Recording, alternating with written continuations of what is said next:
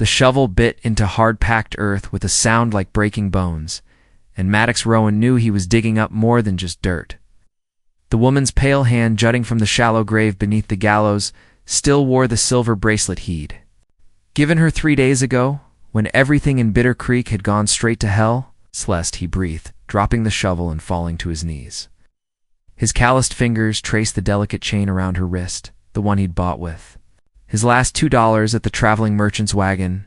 She'd laughed when he'd fastened it on her, said it was too pretty for a saloon girl's arm. Now that arm was cold as winter stone. The debt auction had been a nightmare of grasping hands and cruel laughter, but this finding her, buried like unwanted trash beneath the town's killing tree, this was something else entirely. Something that made his blood run black with rage and his heart crack like drought-stricken earth. 3 days ago, she'd been warm and alive in his arms, whispering plans for their escape from this god-forsaken mining town. They'd saved enough between them to buy passage west, to start over somewhere the past couldn't follow. All they'd needed was 1 more week, maybe 2. Then Judge Cornelius Blackthorne had called in her debts. Maddox had fought his way through the crowd at the courthouse steps, watching helplessly as they'd auctioned off everything Celeste owned her. Clothes, her jewelry, her few precious books. But when they'd put her up on the block like a piece of livestock, when Blackthorne had declared her indentured for services rendered, something in Maddox's chest had snapped clean in two. He'd tried to bid, thrown every cent he had at the auctioneer's feet, but it wasn't enough. Never enough. Cassius Grimm, the mine owner with hands like grave dirt and breath like sulfur, had outbid him with a smile that promised unspeakable things. Sold to Mr. Grimm, the auctioneer had called, and Celeste had looked at Maddox with eyes full of desperate love and terrible understanding. She'd known what Grimm wanted from her. They all knew. That was the last time he'd seen her breathing. Now Maddox lifted her from the crude grave, her body light as a broken bird in his arms. The bastards hadn't even bothered to close her eyes. He did that now, his thumb gentle against her lashes, before pressing his lips to her cold forehead. "I'm sorry," he whispered. "I'm so damn sorry I couldn't save you." But even as grief threatened to drown him, fury was rising like a red tide. Someone had done this to her. Someone had taken his beautiful, fierce Celeste and buried her like garbage behind the town gallows. And by God, he was going to find out who. The sound of approaching hoofbeats made him look up. 3 riders were coming fast down the main street, their faces hidden by hat brims and bandanas.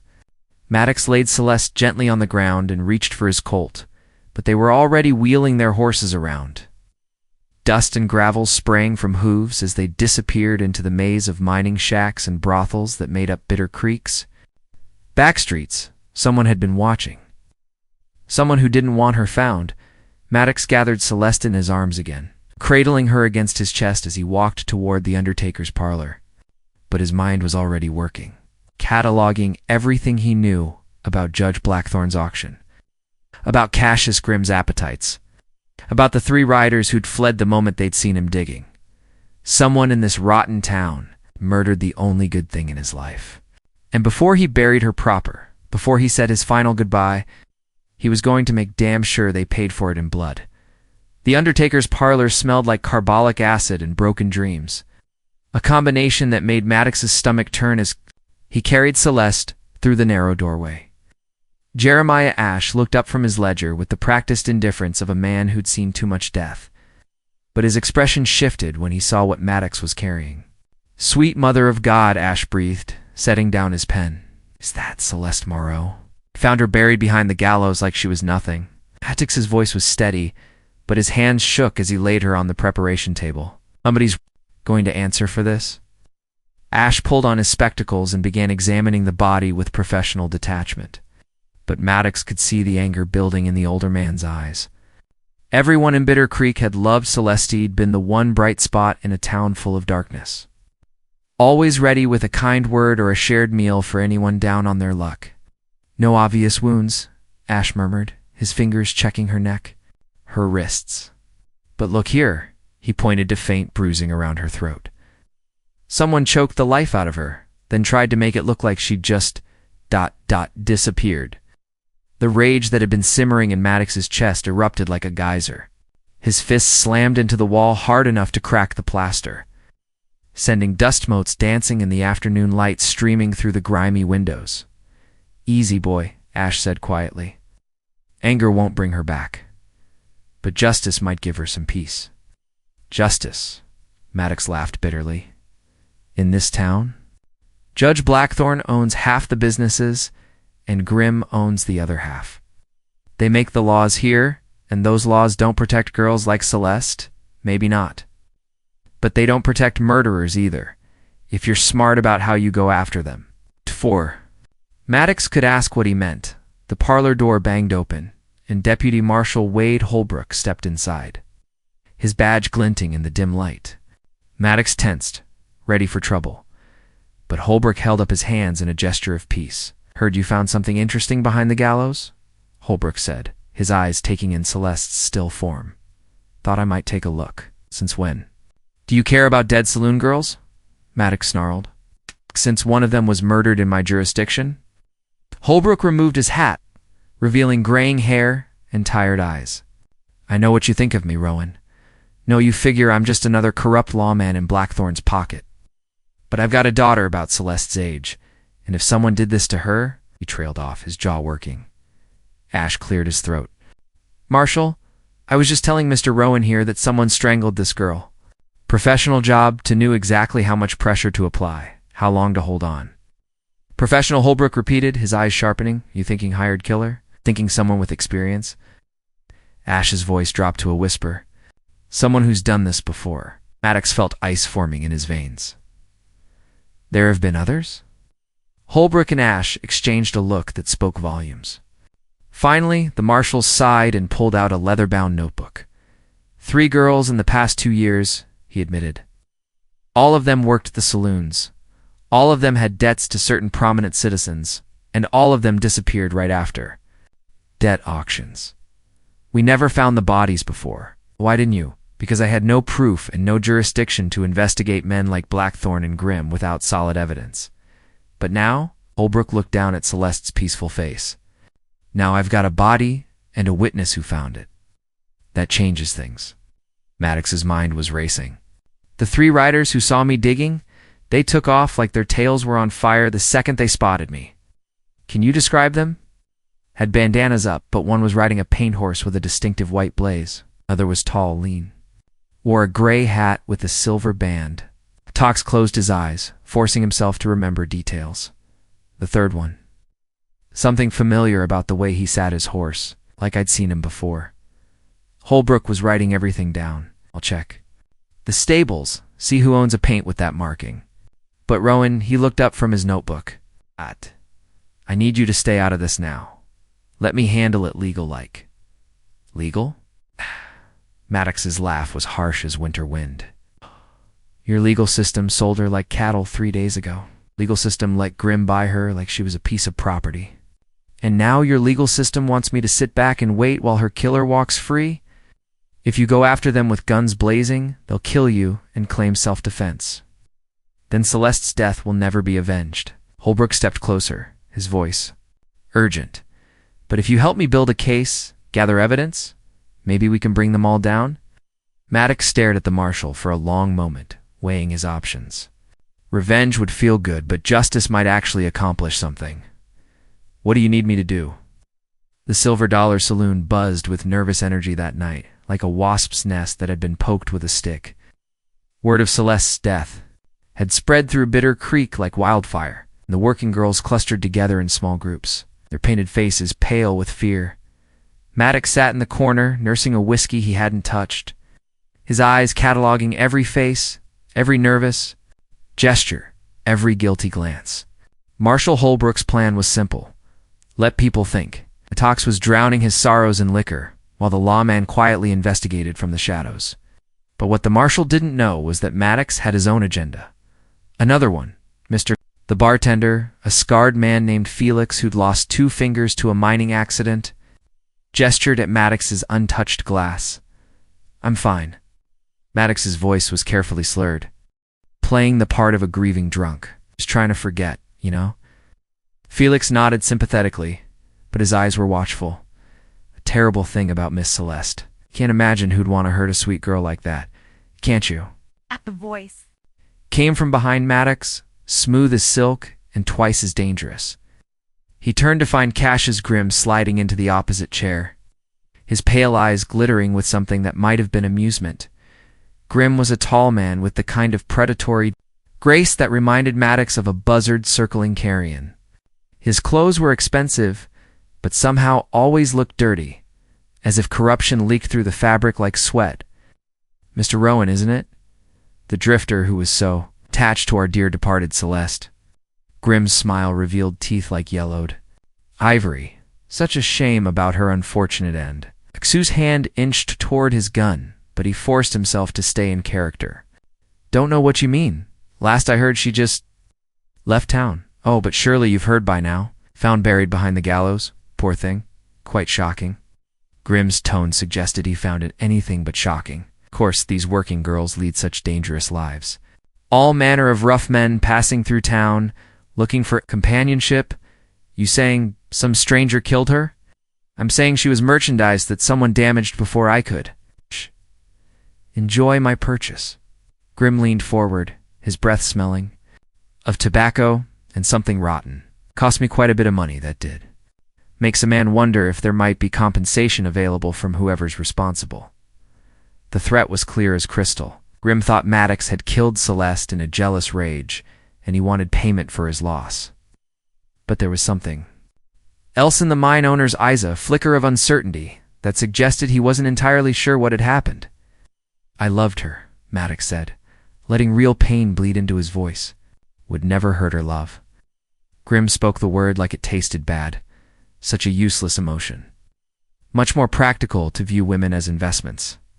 Speaking of which, he gestured toward the working girls huddled at the bar. I'll be making some new acquisitions soon. Judge Blackthorne tells me several of these lovely ladies have accumulated considerable debts. Maddox's blood turned to ice water. You're going to auction more of them? Business is business, Mr. Rowan. Supply and demand. Grimm stood, straightening his coat, but don't worry. I'll take much better care of my next purchase. Celeste's fate was quite educational. He walked away with the casual confidence of a man who believed himself untouchable, leaving Maddox gripping his whiskey glass so hard his knuckles had gone white.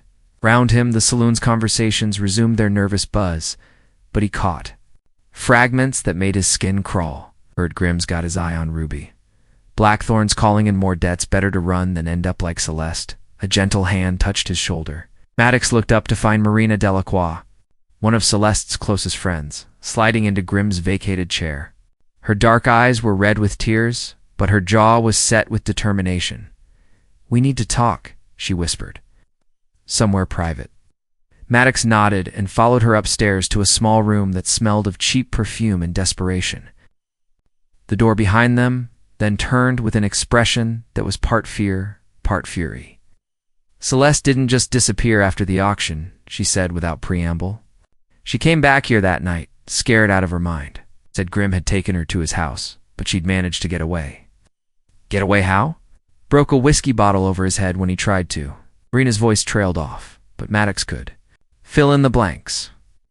She was planning to leave town that very night, said she'd rather take her chances on the road than stay here. So what happened? Someone was waiting for her. She never made it to the livery stable. Marina pulled a crumpled piece of paper from her corset. But she left this for you, just in case. Maddox unfolded the note with trembling hands. Celeste's familiar handwriting swam before his eyes. My darling Maddox, if you're reading this, then something has gone wrong. I've learned something terrible about Judge Blackthorne and Grimm, something that could destroy them both. The evidence is hidden where we carved our names. If anything happens to me, make them pay. All my love. C.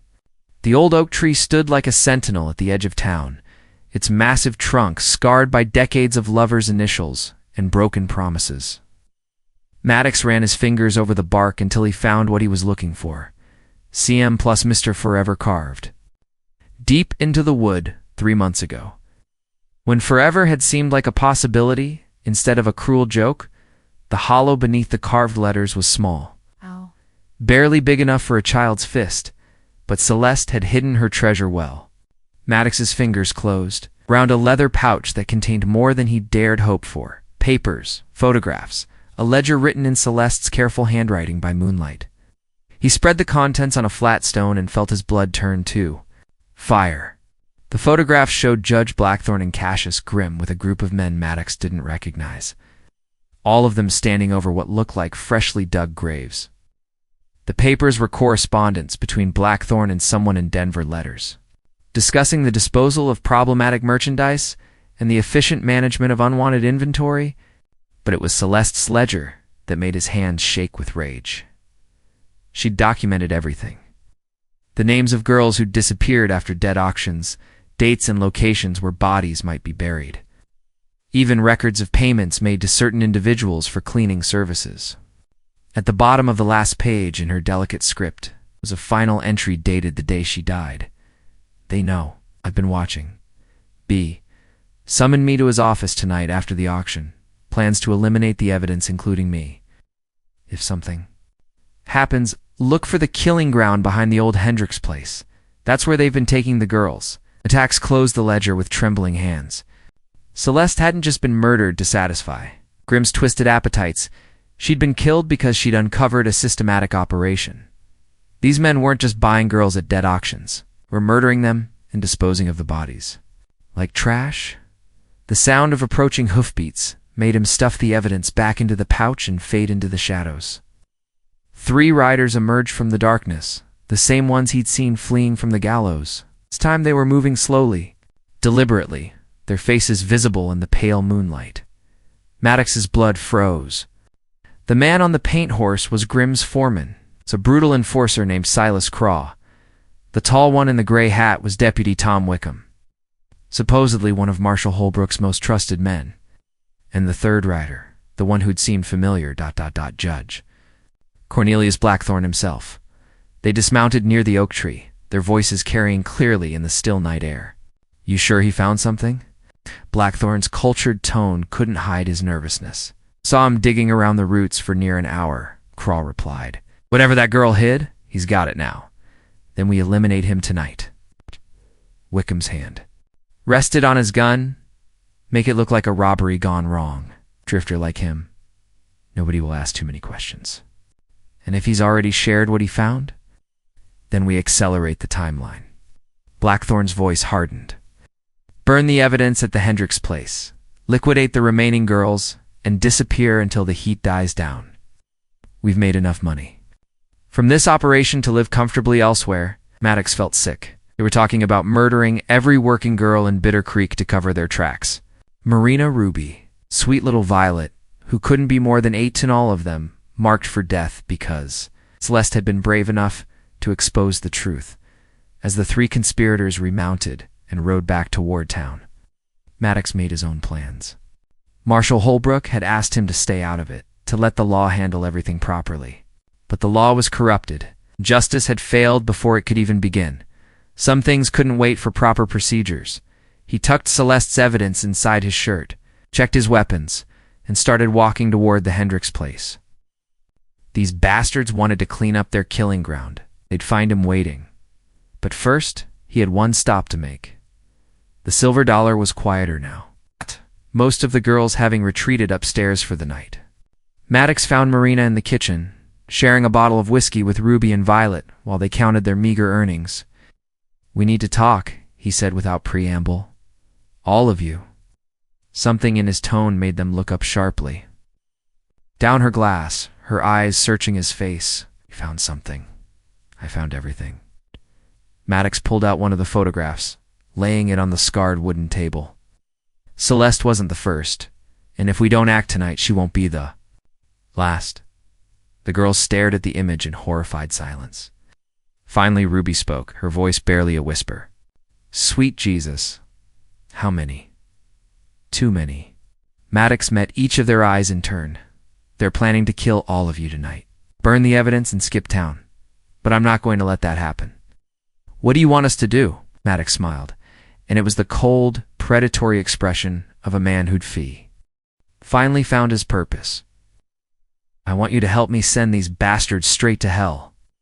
The abandoned Hendricks place crouched in the darkness like a malevolent spider, its broken windows staring sightlessly across the scrubland beyond Bitter Creek. Maddox approached on foot, his boots silent on the hard-packed earth. Every sense alert for signs of the trap he knew was waiting. They'd come here to destroy evidence and murder witnesses. But they'd find something else entirely. Behind him, Marina, and the other girls had followed his instructions to the letter. By now, Marshal Holbrook would be reading Celeste's evidence, would be learning exactly how deep the corruption in his own department ran. The federal marshals would be on their way from Denver, drawn by the urgent telegram Marina had sent. And the town's honest citizens, what few remained, would be gathering at the church, armed and ready to take back their community from the predators who'd poisoned it. But Maddox couldn't wait for justice to arrive on schedule. Not when he could smell the smoke already rising from behind the farmhouse. Not when he knew what they were burning. The killing ground was worse than he'd imagined. Cleared area behind the house where the earth had been turned many times, where dozens of makeshift graves had been dug and filled and forgotten. Silas Craw was feeding papers into a bonfire while Deputy Wickham stood guard, his rifle ready. Judge Blackthorne supervised the destruction with the detached efficiency of a man disposing of business records. "Burn it all," Blackthorne ordered. "Every document, every photograph, every scrap of evidence that could link us to this operation." "What about the bodies?" Craw asked, gesturing toward the disturbed earth. "Too risky to move them now. Once we're gone, who's going to dig up this god-forsaken place?" Blackthorne pulled out his pocket watch. "Grimm should have dealt with Rowan by now. After that, we eliminate the remaining girls and catch the midnight freight to Denver." Maddox felt cold satisfaction settle in his chest. They thought Grimm was handling him while they cleaned up here, but Cassius Grimm was currently tied up in his own cellar, courtesy of Marina's sleeping powder and some creative use of mining rope.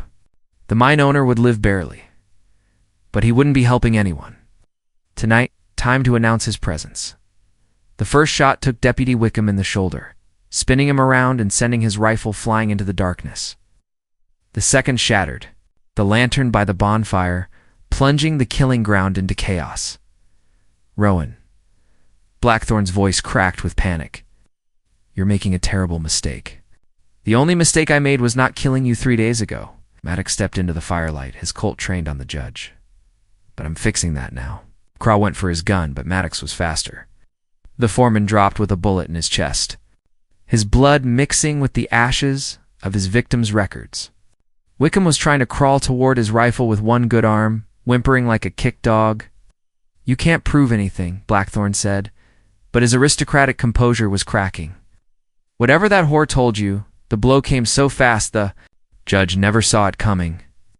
Maddox's fist caught him square in the mouth, dropping him into the dirt beside his burning evidence.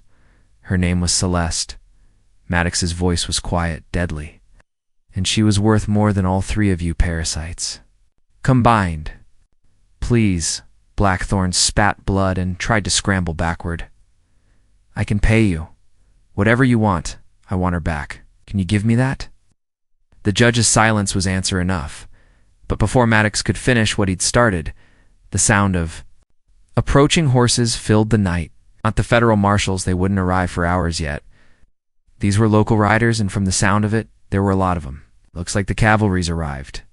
A familiar voice called from the darkness.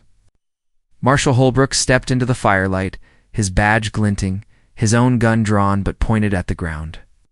Behind him came a dozen of Bitter Creek's honest citizens, armed and grim-faced. Marshal Maddox said carefully, "Wasn't expecting. You, Marina, filled me in on everything, showed me the evidence your girl gathered." Holbrook's eyes took in the scene, the bodies, the burning papers, the judge cowering in the dirt. Hell of a thing. Discovering your own deputy was part of a murder conspiracy. Wickham tried to speak, but Holbrook silenced him with a look. "Federal marshals will be here by dawn," the lawman continued. "They'll want to question everyone involved, gather statements, build a proper case." He paused, his weathered face unreadable. "Course, accidents happen during arrests. Men resist, try to escape, force honest lawmen to defend themselves." Message was clear as mountain spring water. Holbrook was giving him a choice: legal justice, or the kind that came from a gun barrel. Maddox looked down at Judge Blackthorne, at the man who'd orchestrated Celeste's death and the murder of God knew. How many other innocent girls? The rage in his chest demanded blood, screamed for revenge. His promise that killing this bastard would somehow balance the scales. But as he stared into Blackthorne's terrified eyes, he heard Celeste's voice in his memory, soft and gentle as a summer breeze. You're better than they are, Maddox. Don't let them drag you down to their level. The jail cell clanged shut with a sound like destiny, trapping Judge Blackthorne behind iron bars where he belonged. Maddox stood in the corridor watching the man who'd killed his heart's desire, feeling strangely empty now that the moment of reckoning had passed. Disappointed you didn't pull that trigger? Marshal Holbrook asked quietly. Part of me is. Maddox turned away from the cell, unable to look at Blackthorne's pathetic figure any longer. But Celeste wouldn't have wanted me to become a killer for her sake. Smart woman. Shame the world lost her. They walked out of the jail together into the gray pre-dawn light. Bitter Creek was stirring to life around them, but it felt different somehow, cleaner, as if hanging the monsters had purged some of the town's accumulated. Sin Marina was waiting on the jail steps, her face drawn with exhaustion, but her eyes bright with something that might have been hope. Behind her stood Ruby, Violet, and half a dozen other working girls who'd lived in fear for too long. It's really over? Marina asked. The killing's over, Holbrook confirmed. Federal marshals will be here soon to collect what's left of the evidence. But between what Miss Celeste gathered and what we found at the Hendricks place, they'll have enough to bury these bastards legal-like. What about us? Violet's voice was small, uncertain. With Grimm's operation shut down and the saloons closing, what are we supposed to do? It was a fair question. Most of these women had turned to prostitution out of desperation, not choice. With their primary means of survival gone, they faced an uncertain future in a world that didn't offer many options to fallen angels. Funny thing about that, a new voice said from behind them. They turned to see Ezra Buchanan, the town's wealthiest merchant, approaching with his hat in his hands. My wife and I have been talking, and we figure it's time Bitter Creek had a proper seamstress shop, a place where ladies could earn honest wages doing honest work. Marina's eyes widened. You'd hire us? After everything? After what? You. Helped expose a bunch of murderers and save this town from its own corruption? Buchanan smiled kindly. Seems to me that takes courage. And courage is exactly what we need to rebuild this place. Oh, more townspeople were gathering now, drawn by the news that justice had finally come to Bitter Creek, the baker offering employment to girls who could work his early morning shifts. The school teacher suggesting that some of them might make fine assistants. Even the preacher, who'd always looked down on the working girls, now spoke of redemption and second chances. For the first time since finding Celeste's body, Maddox felt something like peace settling in his chest. These women would be all right. They'd have chances to build new lives, clean lives, away from the violence and exploitation that had trapped them. But what about him? As if reading his thoughts, Marshal Holbrook pulled out a telegram from his coat pocket. This came in about an hour ago from the territorial governor's office. Maddox unfolded the yellow paper and read the brief message twice before its meaning sank in. Deputy Marshal position available. Stop Silver City, New Mexico. Stop honest man with proven courage. Required, stop, respond immediately if interested. Stop, Governor. Heard about what happened here, Holbrook explained. Seems he's been looking for someone to clean up another corrupt town down south. Interested? Maddox looked around at Bitter Creek's main street, at the place where he'd loved and lost and learned that justice sometimes wore a badge instead of a gun. It would always be haunted for him, always echo with Celeste's laughter and shimmer with memories of what might have been, but maybe that wasn't entirely a bad thing. I'll think about it, he said finally. The federal marshals arrived with the sunrise. Efficient men in clean suits who documented everything with clinical precision. They interviewed witnesses, cataloged evidence, and prepared the case that would see the survivors of Blackthorne's conspiracy hanged by legal decree rather than vigilante justice. Maddox spent the day helping them understand what Celeste had uncovered, translating her careful notes and explaining the significance of each piece of evidence she'd died to preserve. By evening, he was exhausted but satisfied. Her sacrifice had meaning now. Her death would prevent others. As the sun set behind the mountains, he found himself standing beside her fresh grave in the town cemetery. The headstone was simple but elegant, paid for by the collective guilt of citizens who'd failed to protect her in life. Celeste Morrow, 185818882, died so others might live. I'm leaving tomorrow, he told her quietly. Taking that deputy marshal job down in New Mexico. Figured you'd approve. Seems like they need someone to protect folks who can't protect themselves. The evening wind stirred the wildflowers Marina had planted around the grave, and for a moment, Maddox could almost hear Celeste's voice in their whispered rustling. Go, my love. Make the world a little safer. Make my death count for something. He pulled out the silver bracelet he'd given her, the one that had led him to her body beneath the gallows. For a moment he considered burying it with her, but something held him back. Instead, he fastened it around his own wrist, a reminder of what he'd lost and what he'd sworn to protect.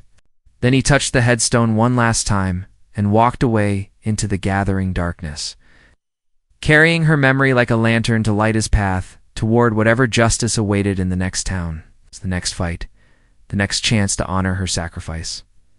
3 years later, Deputy Marshal Maddox Rowan sat on the porch of his small house in Silver City, watching the sunset paint the New Mexico sky in shades of gold and crimson.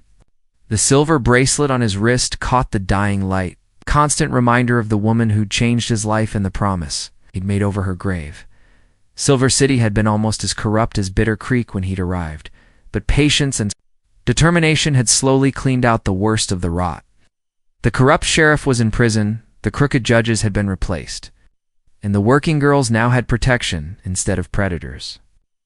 It wasn't perfect, nowhere ever was, but it was better. A letter from Marshal Holbrook lay open on the table beside him, bringing news from the old hometown. Marina had married the baker and now ran the most successful seamstress shop in 3 counties. Ruby had opened a boarding house for traveling ladies. Violet had surprised everyone by becoming the new schoolteacher after putting herself through training college with her saved wages. Judge Blackthorne had died in prison, killed by another inmate who'd learned what he'd done to those girls. Silas Craw had followed him 6 months later, victim of a sharpened spoon and rough justice. Deputy Wickham was still alive, but serving 20 years hard labor in the territorial penitentiary. Justice had been served, but it felt strangely hollow now. The rage that had sustained Maddox through those dark days had faded, leaving behind something quieter but more enduring. A sense of purpose that got him up each morning and kept him going when the work got hard.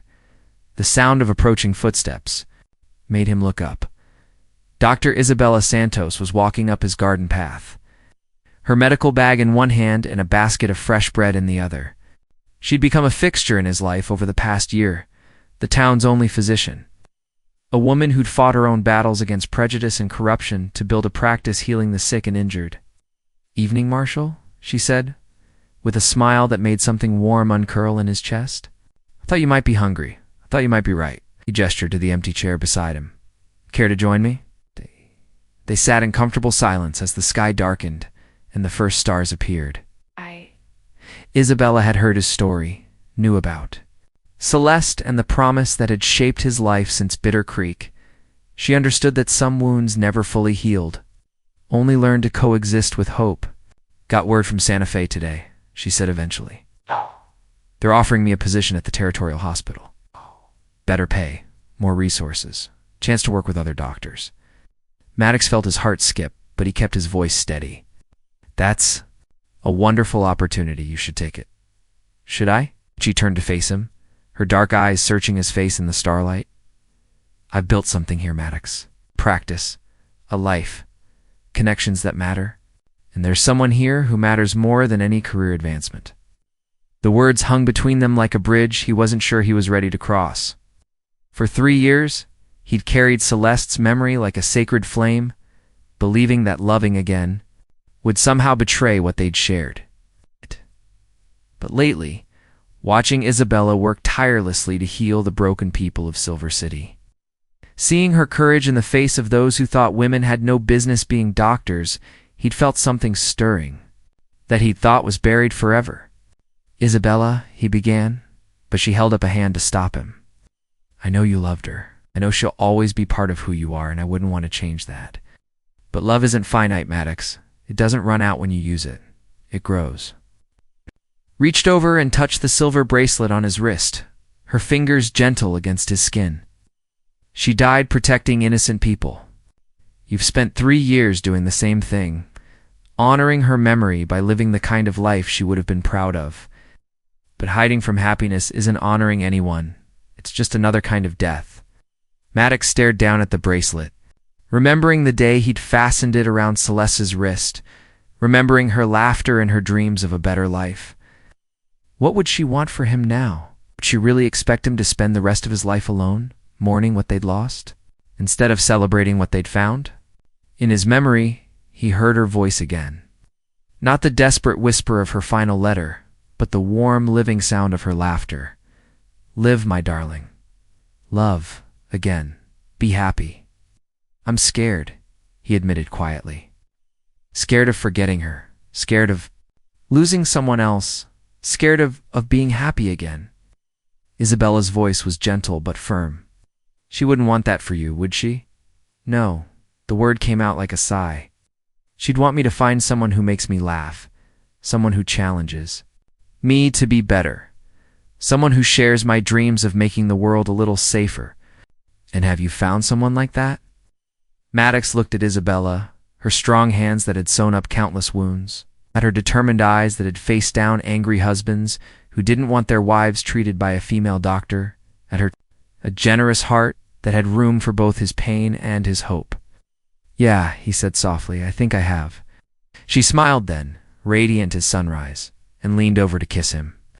It was gentle and sweet and tasted like new beginnings, like the possibility that even broken hearts could learn to beat again. When they broke apart, Maddox unclasped the silver bracelet from his wrist. For a moment panic fluttered in his chest. Was he betraying Celeste's memory? But then he understood what he needed to do. "This was hers," he said, holding up the delicate chain. "The last gift I ever gave her. I've been wearing it as a reminder of what I lost, but maybe," he paused, gathering courage, "maybe it should remind me of what I found instead." He took Isabella's left hand and clasped the bracelet around her wrist, where it caught the starlight like captured dreams. "I can't promise I won't still grieve for her sometimes," he said. "Can't promise there won't be days when the memories hurt too much to bear, but I can promise that I want to try, want to build something new without forgetting what came before." "All anyone can promise," Isabella whispered, tears gleaming in her eyes, "and it's enough." Later that night, as they lay together in his small house, Isabella traced patterns on his chest, while he stared up at the ceiling and marveled at the strange turns life could take. 3 years ago, he'd been a broken man digging a grave beneath a hanging tree. Now he was a deputy marshal with a purpose and a woman who loved him despite his scars. "So," Isabella said sleepily, "about that job in Santa Fe, ... "You should take it," Maddox said, without hesitation. "If it's what you want, in you. I hear they need a new sheriff in Santa Fe, someone with experience cleaning up corrupt towns." He tightened his arms around her. "It might be time for a change of scenery." Isabella lifted her head to look at him, her eyes bright with possibility. "Are you asking me to marry you, Deputy Marshal Rowan?" "I'm asking you to take a chance on a drifter who's finally ready to stop running from his ghosts. Is that a yes?" Maddox thought of Celeste, of the dreams they'd shared that had been cut short by cruelty and greed. Then he thought of Isabella, of the dreams they could build together, of the good they could do side by side in a world that needed healing. "That's a yes," he said, and kissed her again under the New Mexico stars. 6 months later, Sheriff Maddox Rowan and Dr. Isabella Santos Rowan stood together outside the Santa Fe courthouse, newly married and ready to take on whatever corruption and injustice awaited them in their new home. The silver bracelet gleamed on Isabella's wrist knot as a replacement for what had been lost. but as a bridge between past and future, between sorrow and joy, between a love that had died and a love that was just beginning, and somewhere in the wind that whispered through the high desert, Maddox could swear he heard Celeste's voice one last time. "Be happy, my love. You've earned it."